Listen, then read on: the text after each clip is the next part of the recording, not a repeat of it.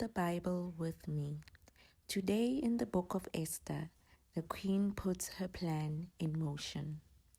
Let us read chapter 5.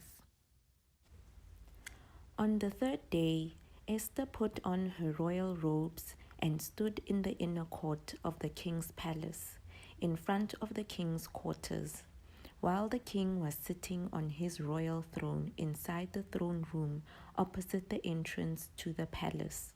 And when the king saw Queen Esther standing in the court, she won favor in his sight.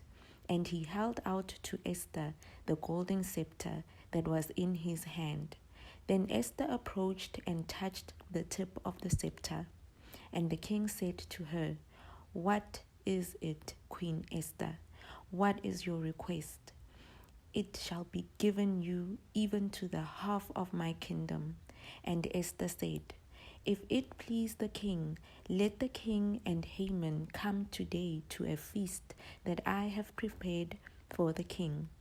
Then the king said, "Bring Haman quickly, so that we may do as Esther has asked." So the king and Haman came to the feast that Esther had prepared. And as they were drinking wine after the feast, the king said to Esther, "What is your wish? It shall be granted you. And what is your request? Even to the half of my kingdom it shall be fulfilled." Then Esther answered, "My wish and my request is, if I have found favor in the sight of the king, and if it please the king to grant my wish and fulfill my request, let the king and Haman come to the feast that I will prepare for them, and tomorrow I will do as the king has said." And Haman went out that day joyful and glad of heart. But when Haman saw Mordecai in the king's gate, that he neither rose nor trembled before him, he was filled with wrath against Mordecai. Nevertheless, Haman restrained himself and went home, and he sent and brought his friend and his wife Zeresh.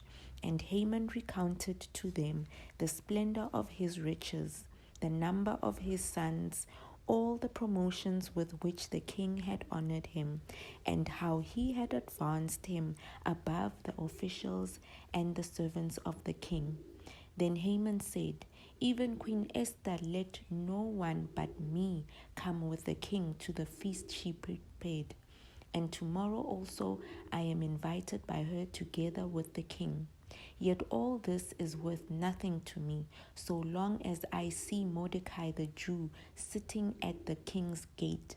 Then his wife Zeresh and all his friends said to him, "Let a gallows 50 cubits high be made, and in the morning tell the king to have Mordecai hanged upon it.